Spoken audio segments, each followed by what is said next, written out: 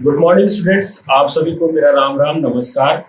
Video के आज इस पार्ट में हम रेशियो एंड प्रोपोर्शन के कुछ क्वेश्चन को करेंगे, जिसमें कि आपको ये बताया गया है, सिखाया जाएगा कि किस तरीके से क्वेश्चन में रेशियो एंड प्रोपोर्शन के कॉन्सेप्ट को अप्लाई करना है। वीडियो के फर्स्ट और सेकंड पार्ट में इनके थ्योरी को बताया गया था, मैंने बताया है उसमें किस तरीके से रेशियो एंड प्रोपोर्शन के कॉन्सेप्ट को यूज करना है, क्या होता है नंबर्स को अगर रेशियो में हमें चेंज करना हो, अगर उनका मिश्र अनुपात लिखना हो, उनका विलोमानुपात लिखना हो, उनका वो अगर फाइंड करना हो कि अगर मान लीजिए हमें दोनों के मध्य अनुपात निकालना हो, तृतीय अनुपात निकालना हो, तो किस तरीके से हम फाइंड करेंगे, ये मैंने वीडियो के फर्स्ट और सेकंड पार्ट में समझाया है। तो अगर वीडियो का फर्स्ट और सेकंड पार्ट आपने नहीं देखा है तो डिस्क्रिप्शन में उस वीडियो का लिंक दिया हुआ है, आप जाके उस वीडियो को देख सकते हैं। और आज के वीडियो में जो है हम इनके बेसिक कॉन्सेप्ट को यूज करते हुए क्वेश्चन में किस तरीके से इनको अप्लाई करना है वो मैं आपको आज समझाने वाला हूं। तो आज की वीडियो भी बहुत इंपॉर्टेंट है, वीडियो के एंड तक बने रहें। और चैनल को अभी तक सब्सक्राइब नहीं किया है तो प्लीज चैनल को सब्सक्राइब करें। नोटिफिकेशन के लिए बेल आइकन के बटन को दबाएं, जिससे वीडियो की लेटेस्ट नोटिफिकेशन आपके पास पहुंचती रहे। तो चलिए आज का सीरीज स्टार्ट करते हैं, बढ़ते हैं क्वेश्चन की तरफ।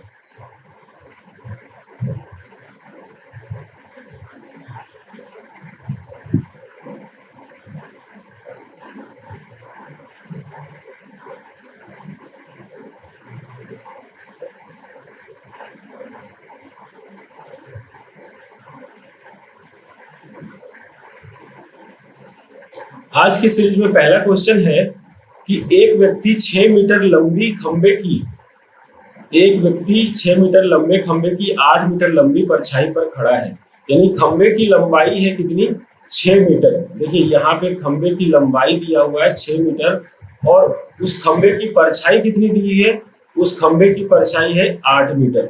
ध्यान से समझिएगा, खंबे की लंबाई है 6 मीटर तो उसकी जो परछाई है वो है 8 मीटर। तो ये कह रहा है यदि उस व्यक्ति की परछाई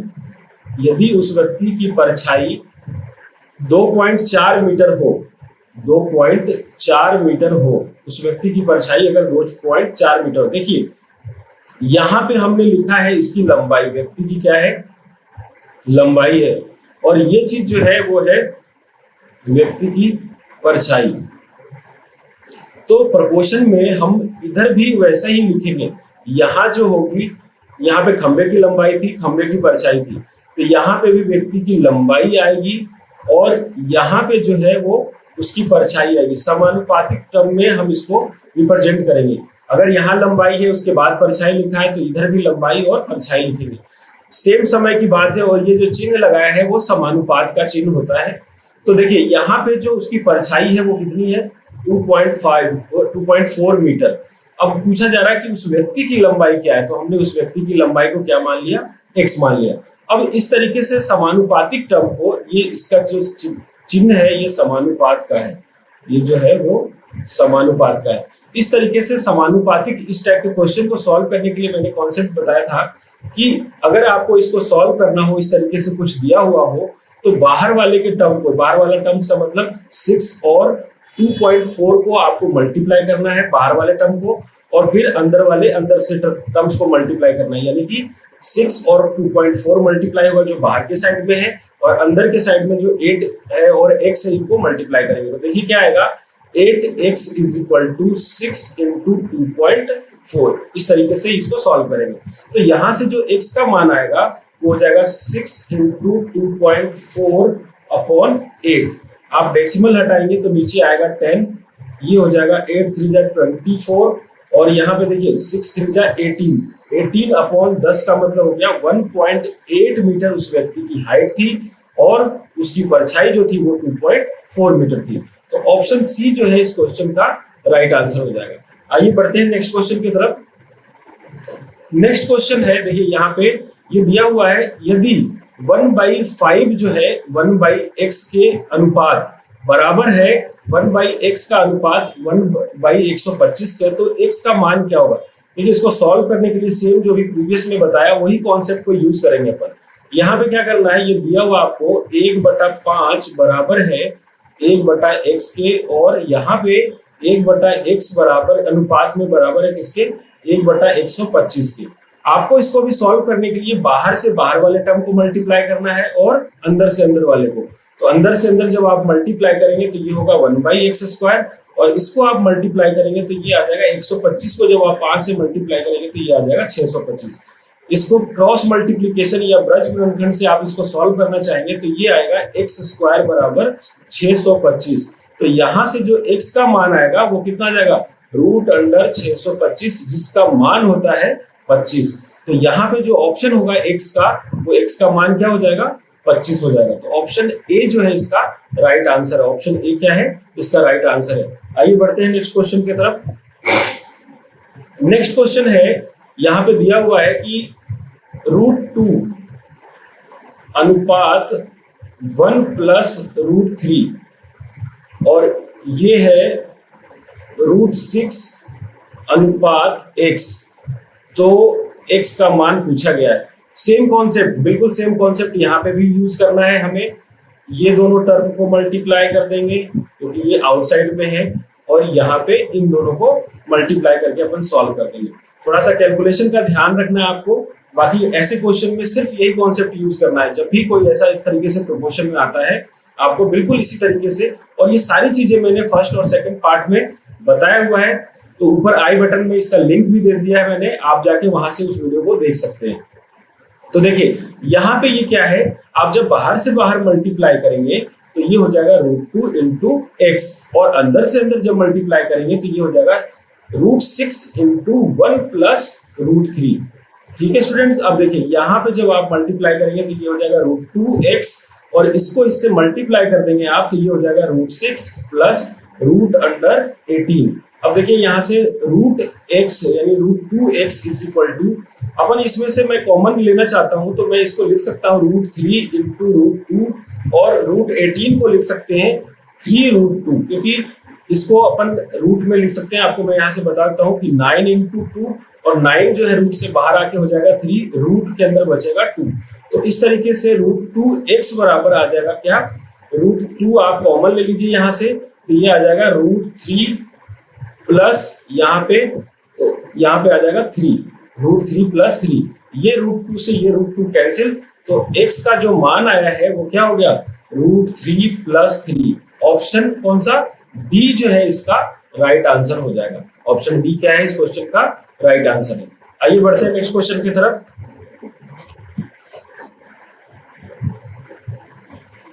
नेक्स्ट क्वेश्चन है क्वेश्चन नंबर 4 कि 4 और 8 और 12 का जो है वो तृतीय अनुपात क्या होगा, थर्ड प्रोपोर्शन। तृतीय अनुपात का मतलब तृतीय अनुपात, या इसको ऐसे भी लिख सकते हैं इंग्लिश में थर्ड प्रोपोर्शन, है ना। थर्ड प्रोपोर्शन पूछा गया है। तो देखिए इसके लिए फॉर्मूला भी होता है। फॉर्मूला मैं नहीं कहूंगा कि आप इसको याद रखें, बहुत आसान है इसको समझना। हमें ये 2 नंबर दिए हुए, ध्यान से देखिएगा, ये 2 नंबर दिए हुए 8 और 12, और आपसे पूछा गया कि इसका तीसरा अनुपात क्या होगा। तो उस जगह पे हमने क्या लिख दिया, x। जो भी नंबर आए आप उसको डायरेक्ट फॉर्मूले को चाहे तो आप याद भी कर सकते हैं, ऐसा कुछ नहीं है। लेकिन अगर आप इस चीज को समझ के करेंगे तो आपको याद करने की, वैसे ही हमें सिलेबस में बहुत सारी चीजें ध्यान रखनी पड़ती है। तो अगर इस कॉन्सेप्ट को आप समझे, जहां पे समझने की नीड है उस चीज को आप समझ लें, तो एक चीज कम से कम आपको याद करनी पड़ेगी। तो देखिए यहाँ पे मैंने थर्ड प्रोपोर्शन लिखना था, तो यानी फर्स्ट और सेकंड नंबर दिया हुआ है, थर्ड में मैंने लिख दिया x। अब देखिए जब मैंने इसको x लिखा है और अनुपातिक है ये सारे, तो इसका मतलब ये हुआ 8 से 12 का जो अनुपात होगा वही अनुपात 12 से किसका हो जाएगा, x का होगा। यहाँ पे मैंने डबल डॉट लगाया है, इस यहाँ पे सिंगल डॉट आया। देखिए यहाँ पे वही अनुपात x का होगा। जब आप इस तरीके से इसको सॉल्व करेंगे तो जब आप बाहर से बाहर वाले नंबर, वही कॉन्सेप्ट यूज करना है, बाहर से बाहर वाले नंबर सॉल्व करेंगे तो ये आएगा 8x, और अंदर से अंदर करेंगे तो 12 × 12 इस तरीके से। अब देखिए 4 से इसको सॉल्व करेंगे तो 2, और 4 से इसको सॉल्व करेंगे तो ये 4 से 3 बार में, और ये दे जाएगा 2 से कितनी बार में, 6 बार में। तो x का मान क्या हो गया, 18 इसका आंसर होगा। यानी कि इसका तृतीय अनुपात क्या है, 18 है। अब देखिए इसका जो फॉर्मूला अगर आपको याद करना हो तो आप इस तरीके से देख लीजिए। मान लीजिए मुझे a b का जो है ना वो तृतीय अनुपात फाइंड करना है, तृतीय अनुपात फाइंड करना हो या थर्ड प्रोपोर्शन फाइंड करना है, थर्ड प्रोपोर्शन फाइंड करना हो, तो आपको क्या करना है, पहला नंबर है ए, दूसरा नंबर है बी और तीसरा नंबर हमने एक्स मान लिया। तो ए से बी का जो अनुपात है वही अनुपात बी से किसका हो जाएगा, एक्स का हो जाएगा। तो अब आप देखिए, बाहर से बाहर जब मल्टीप्लाई करेंगे तो ये आएगा एक्स, और अंदर से अंदर जब मल्टीप्लाई करेंगे तो ये आएगा बी स्क्वायर। तो इस तरीके से जो फॉर्मूला बना वो क्या बना, बी स्क्वायर अपॉन ए।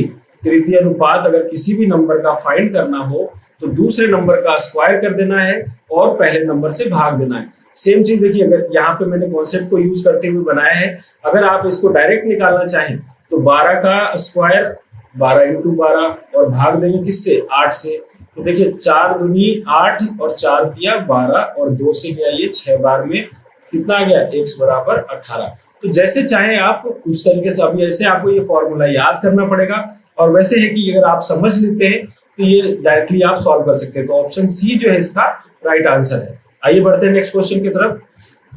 क्वेश्चन नंबर 5 है, 9 और 36 किसी समानुपाती के क्रमशः प्रथम एवं द्वितीय पद हैं, तो इसका तृतीय अनुपाती क्या होगा, इसका तृतीय अनुपाती क्या होगा। अब देखिए, जब हमें इस तरीके से निकालना है, आप इसको, एक तो है ना, इस क्वेश्चन में जरूरत ही नहीं है, आप इस तरीके से सॉल्व कर देखिए, 9 और ये क्या है 36। अब अगला अनुपात आपसे पूछ रहा है, तो 9 को 4 से गुना करने पे क्या आ रहा है, 4 से गुना करने पे 36 आ रहा है। तो फिर 36 में 4 से गुना करेंगे तो क्या आएगा, 36 में जब आप 4 से गुना करेंगे तो ये आ जाएगा 144। ये इसका आंसर है। डायरेक्ट भी आप, अगर बहुत आसान सा क्वेश्चन है तो आप इस तरीके से सॉल्व करते हैं। प्रीवियस वाला भी क्वेश्चन को आप इस तरीके से सॉल्व कर सकते हैं। लेकिन अगर मुझे ये कॉन्सेप्ट से यूज करके सॉल्व करना हो, इसका एक अगर बेसिक की बात करें तो आपको मैंने बताया अभी जस्ट प्रीवियस क्वेश्चन में कि आपको क्या करना है कि जो अनुपात 9 से 36 का होगा वही अनुपात 144 से x का होगा, है ना।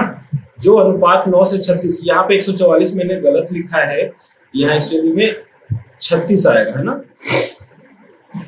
देखिए यहाँ पे, हाँ मैंने ऑप्शन को ही यहाँ पे उसमें लिख दिया।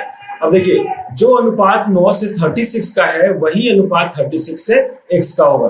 तो 9x बराबर कितना, 36 इंटू 36 इंटू 36। तो x का जो मान होगा वो हो जाएगा 36 इंटू 36 अपॉन 9। ये 9 4 जा 36 और जब आप मल्टीप्लाई करेंगे तो 144। इस तरीके से इसका ऑप्शन कौन सा, सी जो है वो राइट आंसर है। आइए बढ़ते हैं नेक्स्ट क्वेश्चन की तरफ। क्वेश्चन नंबर ये है कि ए अनुपात बी और सी अनुपात डी, ये दोनों जो चिन्ह दिया हुआ है यहाँ पे, ये किसका है, ये समानुपात का। मैंने बहुत बार बताया है, ये चिन्ह जो है समानुपात भी कहते हैं, या इसको इक्वल भी कहते हैं, या प्रोपोर्शन भी कहते हैं, है ना। अब देखिए यहाँ पे जो है ये दोनों समानुपातिक है, तो आपको वही कॉन्सेप्ट यूज करना है, ए अनुपात बी और यहाँ पे समानुपात किसके, सी अनुपात डी। आपको बाहर से बाहर मल्टीप्लाई करेंगे तो क्या होगा, ए डी, और अंदर से अंदर करेंगे तो क्या होगा, बी सी। चेक कर लीजिए ऑप्शन कौन सा है, ए डी और बी सी, ए डी और बी सी।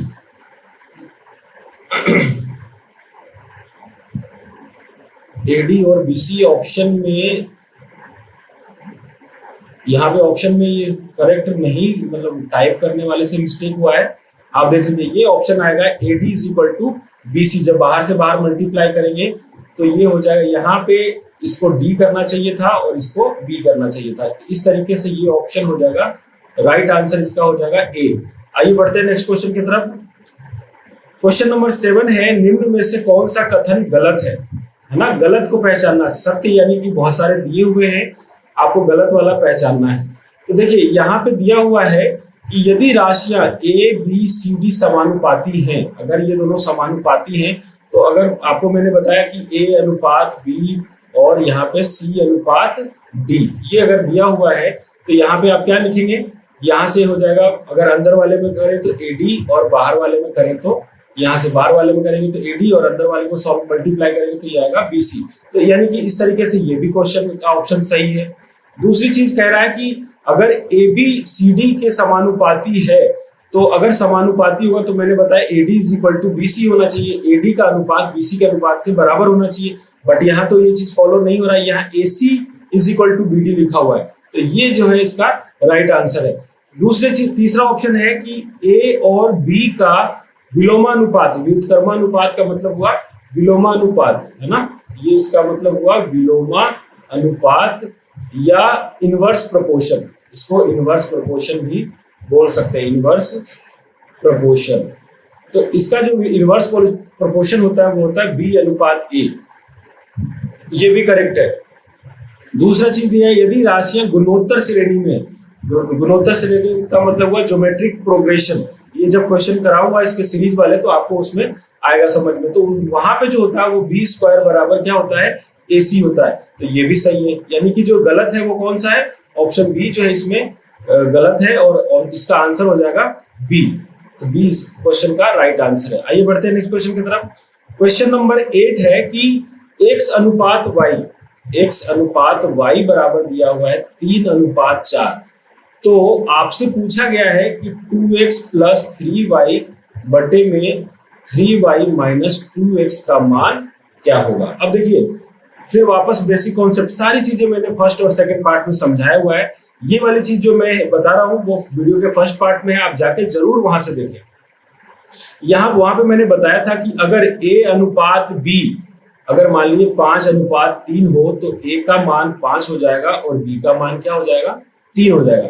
तो सेम चीज को यूज करें तो यहाँ पे x का मान क्या हो जाएगा 3 और y का मान 4, आप इसमें अप्लाई करेंगे 2x plus 3y upon 3y minus 2x, अगर आप इसमें अप्लाई करते हैं तो x की जगह आप क्या रखिएगा 3, तो 2 को 3 से गुना करेंगे तो ये हो जाएगा 6, और 3 को 4 से गुना करेंगे तो ये हो जाएगा 12, और बटे में जब 2 को 4 से गुना करेंगे तो क्या आएगा, सॉरी 3 को 4 से गुना करेंगे तो क्या आएगा 12, और 2 को 3 से करेंगे तो क्या आएगा, 2 को जब 3 से आप मल्टीप्लाई करेंगे तो ये आएगा 6। तो देखिए क्या हो गया, 12 और 6 18, और 12 में से 6 गया तो 6, ये सॉल्व करेंगे तो कितना आएगा, 6 दिया 18, यानी कि 3 अनुपात 1 जो है इस क्वेश्चन का राइट आंसर हो जाएगा। ऑप्शन ए जो है इसका करेक्ट आंसर है, ऑप्शन ए। आइए बढ़ते हैं नेक्स्ट क्वेश्चन की तरफ। क्वेश्चन नंबर 9 है, सेम क्वेश्चन, यहाँ पे भी इसी तरीके का दिया हुआ है, सिर्फ वैल्यू चेंज की गई है। बहुत ही बेसिक से क्वेश्चन आज करा रहा हूँ, अगला जो वीडियो होगा उसमें इसके स्टैंडर्ड पार्ट थोड़े से लेवल को अपन हाई करके वर्ड प्रॉब्लम जिसमें कई सारी चीजें दे रखी हो, है ना, एक वर्ड प्रॉब्लम ऐसा होता है जिसमें कि कोई किसी के बारे में बताया गया हो और फिर उसमें से कोई अनुपात निकालना हो, तो इस टाइप के क्वेश्चन अपन नेक्स्ट सीरीज में करेंगे। तो देखिए यहाँ पे जो दिया हुआ है 2/1, x अपॉन y बराबर दिया हुआ है 2 अनुपात 1, और पूछा जा रहा है आपसे कि x square minus Y square और अनुपात किसका, x square plus Y square का मान क्या होगा। ठीक है, अब देखिए तो वही चीज सेम चीज यूज करना है कि x का मान क्या हो जाएगा 2 और y का मान हो जाएगा 1, आप यहाँ पे रख दें इसको और आंसर आ जाएगा। तो 2 रखेंगे तो क्या आएगा 4, और 1 रखेंगे तो 1 का स्क्वायर 1 ही होगा, फिर यहाँ पे 2 रखेंगे तो ये आएगा 4 और प्लस का 1। अब जब आप इसको सॉल्व करेंगे तो ये 3/5, यानी कि ऑप्शन ए इसका राइट आंसर है, ऑप्शन ए क्या है इसका करेक्ट आंसर है। आइए बढ़ते हैं नेक्स्ट क्वेश्चन की तरफ। सेम क्वेश्चन यहाँ पे भी है, देखिए बिल्कुल बैक टू बैक जो है वो एक जैसे क्वेश्चन आ रहे हैं, आप इसको देख के अच्छे से समझे कि y अपॉन x 4/15 दिया हुआ है, इसका मतलब ये हुआ कि y का मान हुआ 4 और x का मान हुआ 15। आप इसका मान निकालना है किसका, x माइनस वाई बटे x प्लस वाई, सॉल्व करेंगे तो क्या आएगा, y की जगह पे आपको x की जगह पे 15 माइनस 4 और 15 प्लस 4, इसका मतलब हुआ 11/19, ऑप्शन ए इसका राइट आंसर है। आइए बढ़ते हैं नेक्स्ट क्वेश्चन की तरफ। क्वेश्चन नंबर, हाँ ये वाले में इसके भी बहुत बेसिक से क्वेश्चन सारे पार्ट के, इसके भी मैंने फर्स्ट पार्ट में ही कराया हुआ, आप जाके उनको वीडियो को नहीं देखा है तो प्लीज डिस्क्रिप्शन से जाके उनको वीडियो को जरूर देखिएगा। तो देखिए यहाँ पे मैंने एक्चुअल में वहां पे क्या है ABC, यहाँ पे ओनली 2 टर्म्स के नंबर के बीच में दिया हुआ है, वहां 2 से ज्यादा 3 के सीरीज में 4 से 5 नंबर के सीरीज तक मैंने वहां पे समझाया हुआ है, तो आप उसको अच्छे से जाके देख सकते हैं। यहाँ पे दिया हुआ है A अनुपात B बराबर क्या दिया हुआ है 3 अनुपात 10, और B अनुपात C जो दिया हुआ है वो है 2 अनुपात 7, और आपसे पूछा गया है कि A अनुपात B अनुपात C का मान क्या होगा। तो देखिए वहां पे मैंने समझाया था कि A के लिए इसको इस तरीके से मल्टीप्लाई करना है, B के लिए इसको इससे मल्टीप्लाई करना, और C के लिए इस तरीके से इसको करेंगे। तो यहाँ पे जब आप मल्टीप्लाई करेंगे तो 3 दूनी 6, इसको इससे मल्टीप्लाई करेंगे तो 10 दूनी 20, और यहाँ से जब नीचे मल्टीप्लाई करेंगे तो ये आ जाएगा 70। यानी कि आंसर हो जाएगा A अनुपात B अनुपात C का क्या हो जाएगा। इसमें से देखिए 2 कॉमन है तो ये हो जाएगा 3, ये हो जाएगा 10 और ये हो जाएगा 35, और इसमें से अब कुछ भी कॉमन नहीं है, तो इस तरीके से इसका आंसर हो जाएगा 3 अनुपात 10 अनुपात 35। ऑप्शन डी जो है इसका राइट आंसर हो जाएगा। आइए स्टूडेंट बढ़ते हैं नेक्स्ट क्वेश्चन की तरफ। क्वेश्चन नंबर 12 है कि A अनुपात B। अब देखिए इस अनुपातिक वाले क्वेश्चन अब आ रहे हैं, तो आपको इस टाइप के भी क्वेश्चन को अच्छे से समझना है। ये जनरली इस टाइप के क्वेश्चन और जो भी प्रीवियस वाला जो वैल्यू वाला बताया था वो बहुत एग्जाम में आता है, तो आप इसको अच्छे से कवर करें। A अनुपात B बराबर दिया हुआ है 3 अनुपात 4 और B अनुपात C बराबर दिया हुआ है 6 अनुपात 5। ठीक है, अब आपको पूछा जा रहा है कि A अनुपात A प्लस C का मान क्या होगा। अब देखिए हमें यहाँ पे पहले इनको अच्छे से रिप्रेजेंट करना पड़ेगा किस फॉर्म में, A अनुपात B अनुपात C के फॉर्म में। तो जब इसको सॉल्व करेंगे तो ये आ जाएगा, पहले रो को यानी पहले कॉलम को मल्टीप्लाई करेंगे तो ये इससे इसको मल्टीप्लाई करने पड़ेगा, B के लिए इसको इससे, यानी 4 को 6 से, और C के लिए 4 से 5 को करेंगे। यानी कि 3 को 6 से गुना करेंगे तो ये आएगा 18, 6 को 4 से गुना करेंगे तो ये आएगा 24, और 4 को 5 से करेंगे तो ये आएगा 20, और ये 20 के बीच में अनुपात का चिन्ह होगा। तो इसमें से कॉमन क्या आ रहा है, आप देखिए इसमें से कॉमन है 2, तो ये हो जाएगा 9, ये हो जाएगा 12 और ये हो जाएगा 10। ये हमारा हुआ A अनुपात B अनुपात C का मान, जिसमें से अगर अनुपातिक में लिखा था, मैंने बताया था कि अगर A अनुपात B बराबर 7 अनुपात 2 दिया हुआ है तो A का मान 7 है और B का मान 2 है। उस तरीके से A का मान 9, B का मान 12 और C का मान 10 हो जाएगा। आप देखिए यहाँ पे, तो हमें किसका निकालना है, हमें निकालना है A अनुपात A प्लस C। A का मान कितना 9 और A प्लस C का मान कितना, A प्लस C का मान यानी कि 9 प्लस 10 ये हो गया 19। तो ये इसका आंसर हो जाएगा 9 अनुपात 19। ऑप्शन सी जो है इस क्वेश्चन का राइट आंसर हो जाएगा। ऑप्शन सी क्या है, इस क्वेश्चन का करेक्ट आंसर है। आइए बढ़ते हैं नेक्स्ट क्वेश्चन की तरफ। क्वेश्चन नंबर 13 है, बिल्कुल सेम कॉन्सेप्ट में। इस पे तो आपको शॉर्टकट भी बता दूंगा, बेसिक से भी बता दूंगा। देखिए इस तरीके के क्वेश्चन को सॉल्व करना है। ए प्लस बी अनुपात ए माइनस बी बराबर दिया हुआ है 5 अनुपात 3। अगर देखिए ए का मान हम लेते हैं 4 और बी का मान लेते हैं हम 1, ए का मान 4 और बी का मान 1, तो देखिए ये दोनों कंडीशन को फॉलो कर रहा है। आप a प्लस बी को जोड़ेंगे तो 5 आ रहा है और a माइनस बी करेंगे तो 3 आ रहा है। यानी हमारा a का मान कितना हो गया 4 और b का मान कितना हो गया 1। a और b का वैल्यू पता चल गया, इसको यहाँ पे रख दीजिए। तो 4 को 4 का स्क्वायर यानी 16 और b का स्क्वायर 1, 17। ऑप्शन में देखिए एक ही 17 है, ऑप्शन ए। बाकी चीज को करने की जरूरत नहीं है क्योंकि आपको पता चल रहा है कि यही इसका ऑप्शन होगा। फिर भी अगर चेक करना चाहें तो यहाँ देखिए 4 का स्क्वायर फिर से 16 और माइनस 1, तो ये कितना हो गया 17/15। ऑप्शन ए जो इसका राइट आंसर है। ये शॉर्टकट तरीके से हमने क्वेश्चन को समझा और तुरंत पहचान गए कि ये वाली इसकी वैल्यू होगी। अगर बेसिक कॉन्सेप्ट की बात करें तो देखिए ये होगा a प्लस बी। यहाँ से मैं बेसिक तरीके से बता रहा हूँ, आप समझे इसको। a plus B upon a minus B बराबर 5/3। आप इसको मल्टीप्लाई करें, अगर क्रॉस मल्टीप्लीकेशन करेंगे तो ये आएगा 3a प्लस 3b बराबर 5a माइनस 5b। अब क्रॉस मल्टीप्लाई करके ये हमने निकाला वैल्यू। अब देखिए a को a के साइड में ले जाएंगे और b को b के साइड में ले आएंगे, तो यहाँ आएगा 8b बराबर, यहाँ पे उधर जाके माइनस होगा 2a, ये इससे कैंसिल होगा तो 4 आएगा, यानी कि 4b बराबर a। अगर मैं इसको इधर ले आऊं तो 4 बराबर a बाई b, यानी कि नीचे में क्या आ गया देखिए इस तरीके से a का मान 4 और b का मान 1। वापस से आप वैल्यू रखेंगे तो वही आंसर आएगा। तो इसको हम डायरेक्ट भी कर सकते हैं। तो इस तरीके से ऑप्शन कौन सा, ए इसका राइट आंसर है। आइए बढ़ते हैं नेक्स्ट क्वेश्चन के। क्वेश्चन नंबर दिया हुआ है 14। इसमें दिया हुआ है b माइनस ए का 30%। 30% का मतलब 30/100 बराबर b प्लस ए का 18%। 18% का मतलब 18/100। अगर ये कंडीशन गिवन है तो आपसे पूछा जा रहा है कि a अनुपात b का मान क्या होगा। अब देखिए बहुत आसान है, बस कैलकुलेशन का ध्यान रखना। देखिए 100 से 100 कैंसिल, 6 से 5 बार में और 6 से 3 बार में। इसको सॉल्व कर दीजिए बस, तो ये हो जाएगा 5b माइनस 5a बराबर 3b plus 3a, 3b plus 3a। इसको मैं इरेज कर दूं यहां से, देखिए तो 3b प्लस 3a।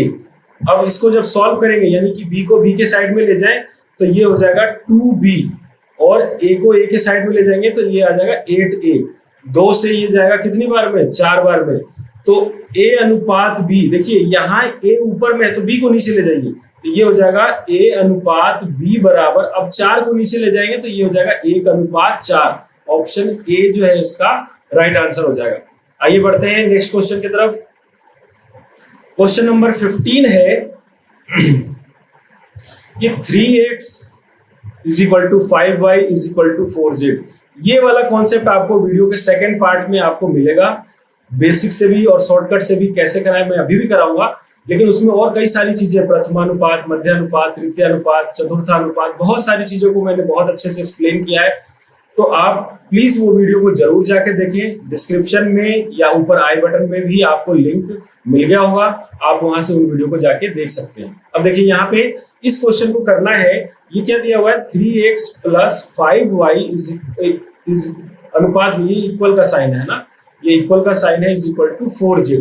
अब यहां से पूछा गया है कि x y z का मान क्या होगा, वो किसके बराबर होगा।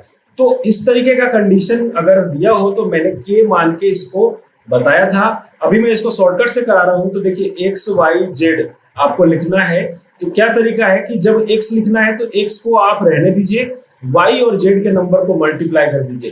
तो y और z यानी कि 5 और 4 को मल्टीप्लाई करेंगे तो 20 आएगा।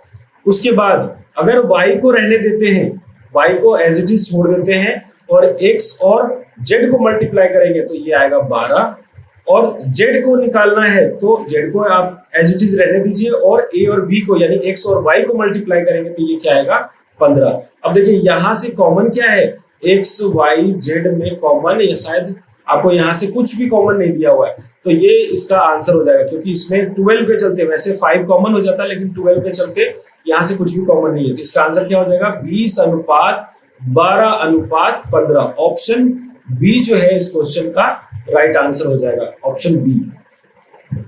नेक्स्ट स्टूडेंट, नेक्स्ट क्वेश्चन देखिए, यहाँ पे नेक्स्ट क्वेश्चन दिया हुआ है कि a/3 बराबर b/4 बराबर c/7 हो तो, अगर ये गिवन है ना, तो पूछा गया है कि a plus b plus c/c का मान क्या होगा। अब देखिए इसका भी क्या कॉन्सेप्ट है आप समझ लें पहले। बेसिक कॉन्सेप्ट क्या है, क्वेश्चन बहुत आसान है, बस ये कंफ्यूज करने के लिए इस तरीके से दिया हुआ है। कहीं पे भी अगर आपको ये दिया हुआ हो x बटे y, एक सेकेंड, अगर आपको क्वेश्चन में दिया हो x बटे 5 इज इक्वल टू y बटे 3, अगर ये दिया हो x बटे 5 इज इक्वल टू y/3, तो यहाँ पे x का मान हो जाएगा 5 और y का मान हो जाएगा 3। तो यहाँ पे देखिए सेम कंडीशन, अगर मान लीजिए इस तरीके से दिया हुआ हो, अगर मान लीजिए यहाँ पे दिया हो y बटे 7 इज इक्वल टू z/4, तो यहाँ से y का मान हो जाएगा 7 और z का मान हो जाएगा 4। सेम कॉन्सेप्ट को यूज करें तो यहाँ पे a का मान क्या हो जाएगा 3, b का मान 4 और c का मान 7। आप इस वैल्यू को यहाँ पे रखेंगे तो ये हो जाएगा 3 प्लस 4 प्लस 7 बाई, अब ये c का मान क्या है 7। जब आप इसको सॉल्व करेंगे तो 4 3 7 और 7, ये क्या हो जाएगा 14/7। ये इसको सॉल्व करेंगे तो 2, यानी कि इसका जो आंसर होगा वो ऑप्शन बी जो है राइट आंसर हो जाएगा। ऑप्शन बी जो है इसका राइट आंसर हो जाएगा। नेक्स्ट बढ़ते हैं क्वेश्चन की तरफ।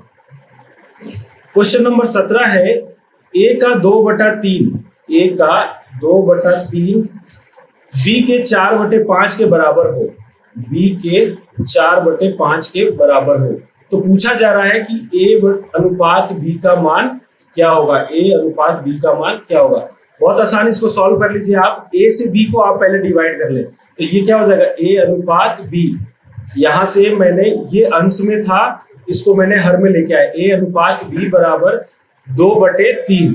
अब देखिए उसके बाद इस 2/3 को आप इससे डिवाइड कर देंगे, ये 2/3 इस तरीके से चला गया। अब आप सॉल्व करेंगे तो a/b बराबर हो जाएगा 4/5 गुने 3/2। इसको सॉल्व करेंगे तो ये क्या आएगा, ये आ जाएगा 2। और इस तरीके से A अनुपात B बराबर हो जाएगा 6:5। तो यहां से A का मान 6 और B का मान 5, A का मान 6 और B का मान 5। तो A अनुपात B बराबर क्या हो जाएगा, 6:5। यानी कि ऑप्शन बी जो है इस क्वेश्चन का राइट आंसर है। आइए बढ़ते हैं नेक्स्ट क्वेश्चन की तरफ। क्वेश्चन नंबर 18 यहाँ पे दिया हुआ है कि A प्लस बी और B प्लस सी और C प्लस A का अनुपात जो है वो है 6:7:8। इस तरीके से गिवन है। तो आपसे पूछा जा रहा है कि A प्लस बी प्लस सी बराबर 14 अगर है तो C का मान क्या है। अब देखिए ये मोस्ट इंपॉर्टेंट क्वेश्चन है, आप इसको ढंग से समझें और सॉल्व करें। देखिए इस तरीके से अगर आपको दिया हुआ है, यहाँ पे हमें शॉर्टकट नहीं बेसिक कॉन्सेप्ट को यूज करेंगे। क्या है बेसिक कॉन्सेप्ट कि हम इन सब को K के बराबर मान लेते हैं, यानी कि A प्लस बी बराबर हम मान लेते हैं 6K, B प्लस सी बराबर मान लेते हैं 7K और C प्लस A का जो मान है वो मान लेते हैं 8K। इन सभी को एक बार आप ऐड कर दीजिए, ये मान लिया फर्स्ट, ये मान लिया सेकंड और ये मान लिया थर्ड। इन तीनों को आप जोड़ेंगे तो देखिए A भी 2 है, B भी 2 है और C भी 2 है। तो सारे टर्म्स 2-2 है, तो 2 कॉमन लेंगे तो ये आ जाएगा A प्लस बी प्लस सी बराबर 7 6 13 और 8। 13 को 8 से जब आप ऐड करेंगे तो ये आ जाएगा 21K। तो यहां से A प्लस बी प्लस सी बराबर क्या आ गया, 21/2 इंटू K। यहां से क्या आ जाएगा, यहाँ पे एक बार कंसेप्ट को चेक कर लीजिए, कैलकुलेशन को चेक कर लीजिए। 7 6 13 और 8 21, बिल्कुल सही है। तो A प्लस बी प्लस सी का मान क्या आ गया, 21/2।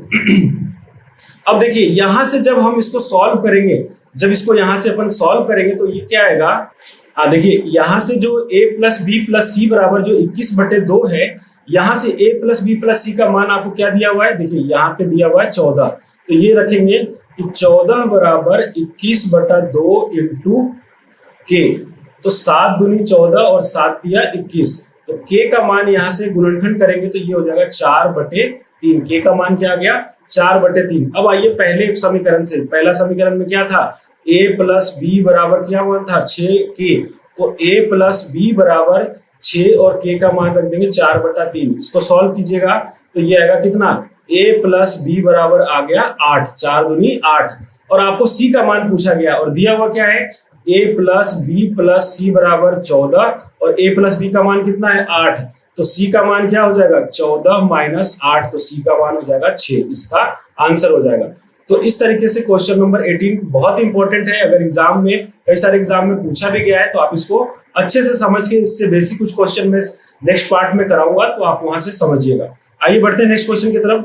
क्वेश्चन नंबर 19 है कि दो प्राकृत संख्याएं 3:5 में है, इनका अनुपात क्या है, 3:5 में है और उनका गुणनफल अगर दिया हुआ है 2160, तो उनमें छोटी संख्या क्या होगी। अब देखिए मान लीजिए हमने संख्या मान लिया 3x और दूसरी संख्या मान लिया, इसमें ये पहली संख्या मान लिया 3x और सेकंड जो संख्या है वो उसको मान लिया 5x। इन दोनों को गुना करते हैं, ये क्या हो जाएगा, इन दोनों का गुणनफल हो जाएगा 15x², जो किसके बराबर है, 2160 के बराबर है। तो x² बराबर क्या हो जाएगा, 2160/15। 5 से सॉल्व करें तो 5 दिया 15 और 5 ही हो जाएगा, 5 चौक 20, 5 दिया 15 और 15, उसके बाद 4 दूनी 5 दूनी 10। फिर इसको जब सॉल्व कीजिएगा आप तो ये हो जाएगा 3 से कंप्लीट कैंसिल होगा, 3 एकम 3, यहाँ से 1 बचा, 3 चौक 12 और फिर 3 चौक 12, यानी कि x² बराबर कितना गया, 144।